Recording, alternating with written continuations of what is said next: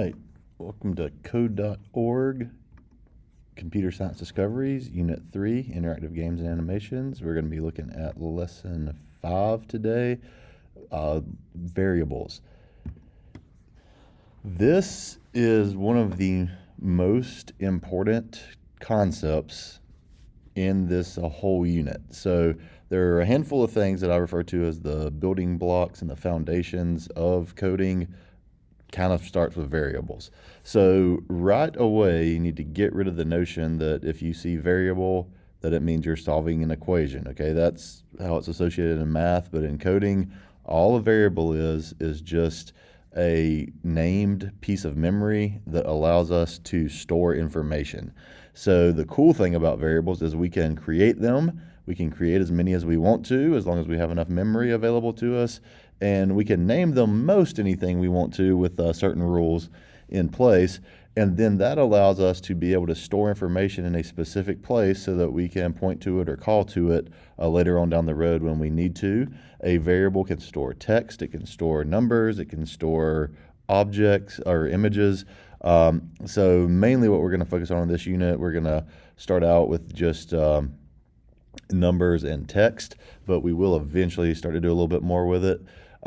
So variables are very important. So again, short definition, a named piece of code that stores a value and it can be changed and updated. So what you see going on right here on this first line, in code.org, they use this VAR. That is a way in JavaScript to say I'm creating a variable. All right, and then there's a space in text mode. Obviously in the block mode, you can't really tell, but then we name the variable. And then this equal sign from henceforth, we're going to call it its correct name in JavaScript. That's an assignment operator. It is assigning a value of 50 to X position. So the way you would read this would be variable X position gets a value of 50. Okay, now we have a named piece of memory called X position that is currently holding the value of 50. That's great, but how do we use it? Well, this is just an example. It's not the best example, but it's a good way to just start out without overwhelming you. We are drawing a circle, and for the parameter for the X location, we are writing in X position. Notice it is not in quotation marks.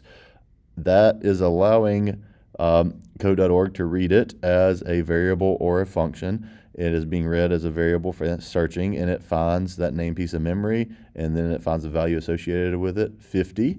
So when we run, it sets a circle at 50, 350. Okay.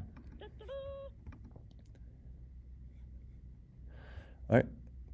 Level 2 adds another one. So we have one called What's the Y? And I may have already changed this.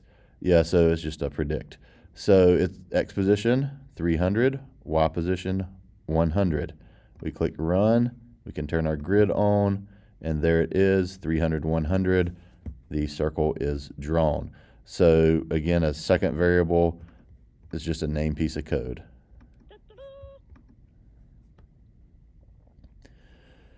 Okay. Level 3, it wants us to update the value, so the variable shown below at the bottom center. So I've already done that, so just really quick, if you run it, they'll be at the bottom center. So I changed the X position to 200, which is center if I'm going left to right. So X value of 200 is dead center, and I just chose 300. It's more towards the bottom, not completely at the bottom, but anything south of a 200Y would be considered near the bottom of the screen.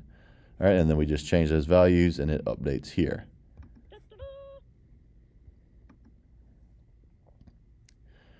All right, level 4, let me start over on this one. This is the first case of a lot of confusion for a lot of students. Okay, so this is where we start getting into what is allowed and what is not allowed in the way in which we can name variables.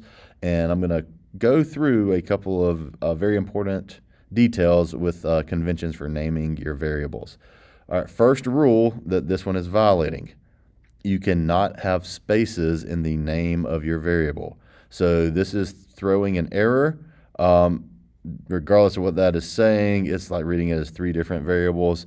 So first thing, we want to get rid of the spaces. Okay, if you at least do that, it will get rid of that error, and now it changes to a yellow triangle because it's case sensitive. It is has to be identical when we refer to it. So if I get rid of the spaces here, it gets rid of the red there. It's still giving me an error here. It's defined but not called, which is interesting because technically it is called. But I'm glad it's still saying something's wrong because it is. It technically should work, but in JavaScript, the proper way of naming variables is if it's just a one-word variable, it's all lowercase. If it is more than one word, then the first letter of each additional word is capitalized. That is called camel casing. All right, so size, the first word is not capitalized. The first letter in the second word of is capitalized. C in circle, the first C in circle, the first letter of the next word is capitalized. If we had an additional word after that, it would also be capitalized. So if you will practice the art of camel casing, you will never have to worry about, did I capitalize that? Did I not capitalize that? What that will do for you is it will fix it so that size of circle, and let me make sure I did a no. Sometimes I make a goof and use a 0 instead of an O because my brain gets fried. So we have a variable size of circle, okay? So that is camel casing, all right? So what I was getting at is when you're creating variables, you also want to name them something relevant to what information that variable is storing. That is helpful. But if it's a single word variable, leave it all lowercase. More than one word, use camel casing, okay? Next rule on line 2, the name of a variable cannot start with a number. It can have a number in it. It just can't start with it. So we're going to change that to dimension 1. And down here where it's referred to, we're going to reorder that. All right, so we now have dimension 1. All right, and that's fine. And then lastly, on line 3, we have Y location. That's actually proper. It's this kind of Y and then location. It's camel cased. Down here, though, the Y is capitalized. We would want that to be lowercase because Y, even though it's just a singular letter, that would kind of represent the first word. All right, now notice all the warning signs have gone away. Now if I want to go back to that comfy block mode, I can't. And I click run, and it draws a circle. All right, so there's a lot to unpack there. So key takeaways with naming variables: if it's one word, all lowercase. If it's multiple words, no spaces. Capitalize the first letter of each additional word after the first word. And you cannot have a variable name start with a number. All right, and also we want to try to avoid like special characters and all that good stuff. So that is kind of the basics you need to know. All right, let's move on to level 5. All right, level 5, this is kind of the first level where you, if you're very brand new to this, if this is the first time you've ever experienced variables in coding, which is probably the case for the majority of students if you're watching this video, this is really cool. So this is going to demonstrate how using variables in certain situations can save you a ton of time. We've created a scene. We've got a green background. We've got some red circles that are serving as petals for a flower, and then we have the center of the flower that we've made black. Now notice for the width and height of the circle for each of the petals, we used a variable called petal size so that they are all equal and will always be equal. Now right now 50 doesn't look great. That happens sometimes. Sometimes you have to test it out and see what it looks like. Well, if I want to change it to 75, the cool thing about using this variable, I created a variable called petal size. It gets a value of 75. If I change that, I have to reset and run to apply it. And now look, that looks more like a flower. And it updated everywhere right here because that value is assigned up here, so it just pulls 75. If I want to change it to 100, I can change it to 100, reset, run, update it. There we go. I think 75 looked better myself.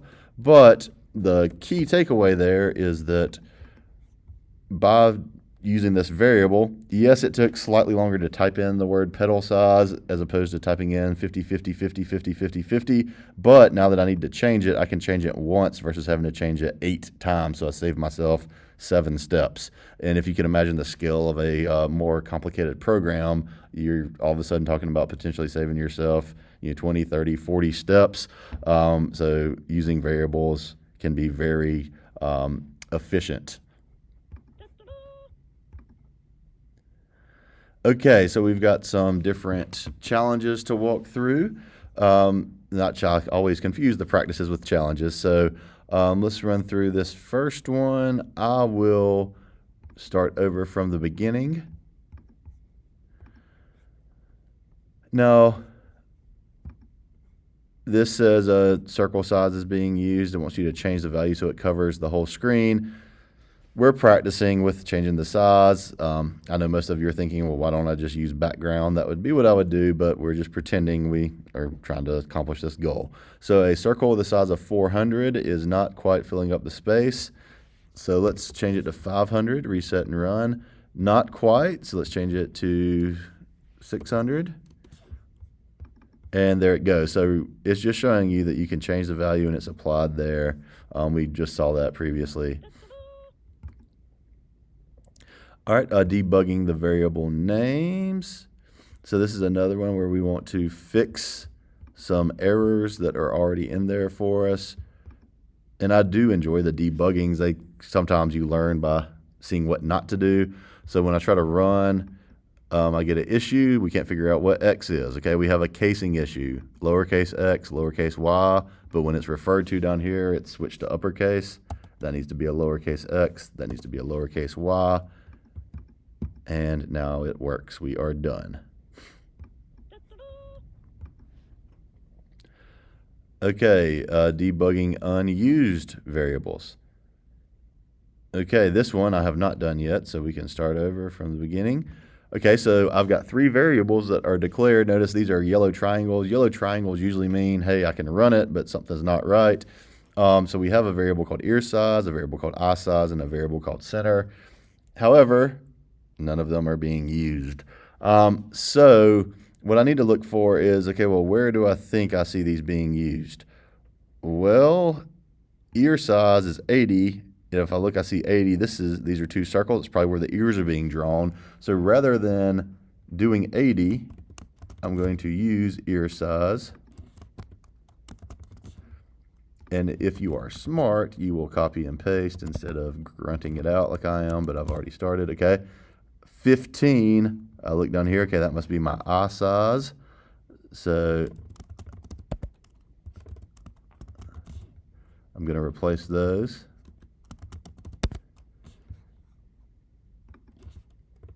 Oops, be careful with the cap locks, okay.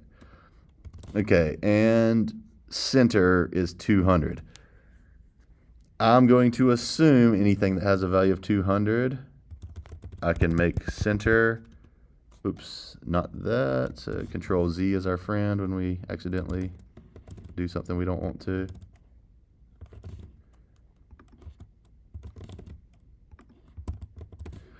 Okay, so now we run it, nothing has changed. But let's say I want to make the bear's ears a little bit bigger. And I want to make the eyes a little bit bigger. Reset and run. Now I've got bigger ears, bigger eyes, but it's still kind of in conjunction. Let's say I want to offset it a little bit. Maybe I want to shift it over. I change center to 250. Okay, so clearly there's something I need to fix there. I'm not quite sure what there. Maybe everywhere there was a 200, so maybe I need to do, no, that's the size. So, who knows?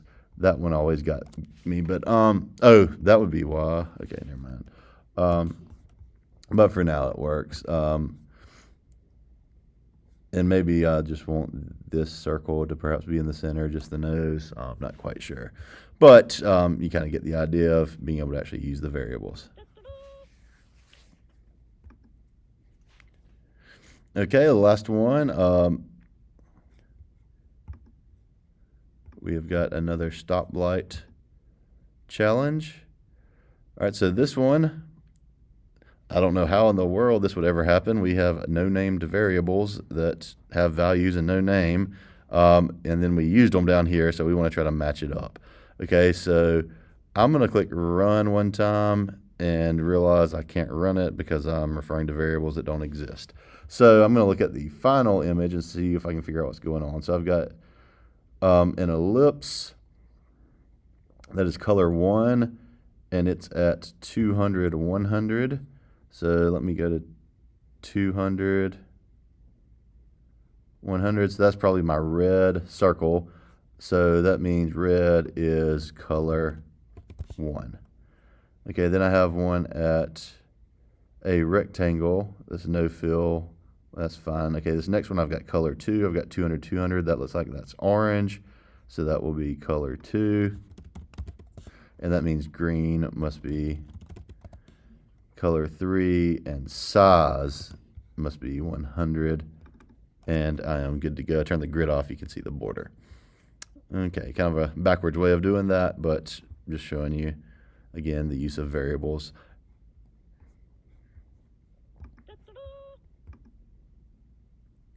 Okay, so we have finished all the practice problems. Let's go look at the assessment. All right, this one, again, we will start over from scratch. All right, this program currently draws a face, but the eyes are 2 different sizes. Change the program to use the variable for both of the eyes. So right now we have a variable called eye size. It's set to 27. And for our eyes, one of the eyes uses it, one does not. The most common mistake I see is students think they have it. They go, ooh, it's 27, 27. Yes, that works now, but that's not solving the problem. Solving the problem is to also make that circle have the exact same value as the other eye. So now if I change eye size to 50, they both get it, and they're going to be in sync with each other. So solution there is just update the other eye for its width and height to be the variable eye size. Whatever value is stored will be applied. Alrighty, and to round this up, the challenges.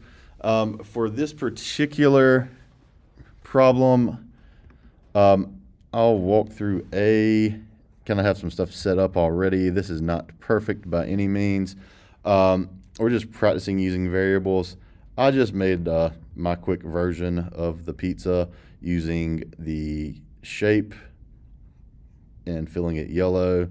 So that's x1, y1, x2, y2, x3, y3, and that makes the triangle.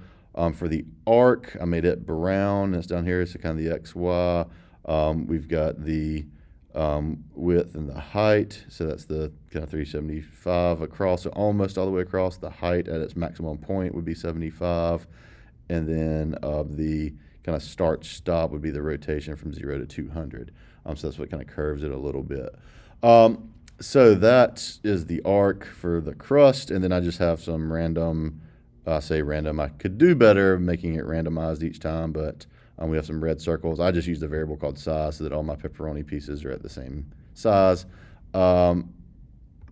So it kind of tells you once you have your drawing completed, try changing the values of your variables to make the whole image. So I could change that. Okay, maybe I want to go with super large pepperonis. We're going to go with 60. Reset. Okay, now they're larger. That does kind of change the image. I could do more with it, but I think you get the point. Okay, challenge B. There's kind of 3 different ways you could take it. So right now, I chose the diagonal. All right, and this one's about finding patterns. So yes, we create a variable called x, it gets 50. We create a variable called y, it gets 50. We have a red fill, and then we draw an ellipse at x, y, and there are multiple. So every time you want to draw a circle, you draw an ellipse at x, y, and then you update. So to make it go diagonal, each time before you draw the ellipse, update x by adding 50. So what this is doing, this is called a counter pattern. This is saying x gets the value of x plus 50. So whatever x is right now, add 50 to it. That's the new value.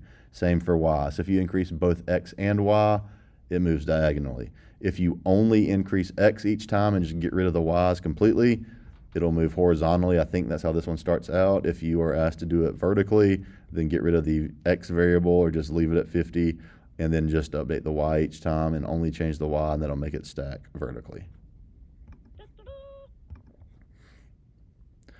Alrighty. So with my class, I usually have them do really B is one I really want them to focus on, and then kind of give them the option of A, D, or E. At this point, hopefully you've learned enough. You can maybe draw your own scene. I'm going to save some time for everybody and omit that, but if anybody would like to see an example, please reach out, let me know, and I can make a separate video and share that with you. So that will conclude lesson 5.